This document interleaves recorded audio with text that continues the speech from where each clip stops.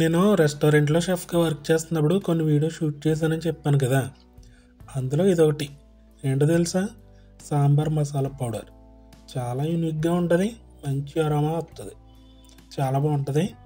మరి మిగతా రెస్టారెంట్లో ఎలా ఉంటుందో తెలియదు, కానీ నేను చేసిన చోట అయితే చాలా స్పెషల్. మరి రెస్టారెంట్లో ఎక్కువ క్వాంటిటీ, ఇంట్లో ఎలా చేయాలని కంగారు పడొద్దు. ఒక 30 గ్రాములు కాడ చేశారనుకో అన్నీ, మనకి ఇంట్లోకి ఎంత కావాలో అంత వచ్చేస్తుంది. మెన్షన్ చేసాను చూడండి కింద, చాలా బాగుంటుంది. ట్రై చేసి చూస్తే తెలుస్తుంది మీకు. ఒకటి మెల్లగా ఫ్రై చేసుకోవాలి సిమ్లో పెట్టి. బాండి హీట్ అయిన తర్వాత కందిపప్పు, మినపప్పు బాగా ఫ్రై అయ్యాక అప్పుడు ఆయిల్ వేస్తానమాట.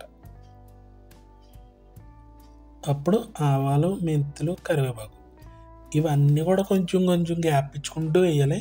వీడియో కోసమని స్పీడ్గా చేశాను నేను. ఈ మొత్తం ప్రాసెస్ కూడా సిమ్లో పెట్టి చేయాలి, లేకపోతే ఏ ఒక్కటి మాడినా కూడా ఫ్లేవర్ మారిపోతుంది. తర్వాత సోంపు, ఏదైతే త్వరగా వేగదో అది ముందే వేసుకోవాలన్నమాట. సోంపు తర్వాత మిరపకాయలు, ఆ తర్వాత ఇంగువ.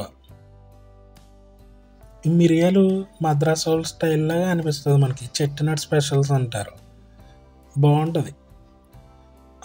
ఇది మెయిన్ నేను చేసిన రెస్టారెంట్లో స్పెషల్ స్ప్రింగ్ ఆనియన్స్. ఇవి ఎక్కడన్నా వాడతారో లేదో తెలియదు, కానీ ఇది చాలా మంచి ఫ్లేవర్ ఇస్తుంది, చాలా బాగుంటుంది. మీకు కుదిరితే అన్నీ తీసుకుని చేయండి. అవి కూడా బాగా వేగిపోయినాక ధనియాలు వేగిన తర్వాత నల్ల యాలకులు, పచ్చ యాలకులు. గరం మసాలా ఆ ఫ్లేవర్ కాదు, ఇది యాలకులు వేసినంత మాత్రాన ఆ ఫ్లేవర్ రాదు.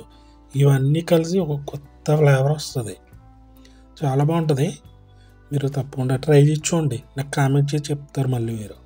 ఇవన్నీ ఫ్రై అవ్వడానికి 45 మినిట్స్ పట్టింది నాకు. ఎక్కువ క్వాంటిటీ కాబట్టి పట్టేస్తుంది, అదే ఇంట్లో అనుకో తక్కువ కాబట్టి అంత టైం పట్టదు. అన్నీ ఫ్రై అయిపోయినాక చల్లారి పెట్టేసుకుని అప్పుడు మిక్సీకి వేసుకోవాలి.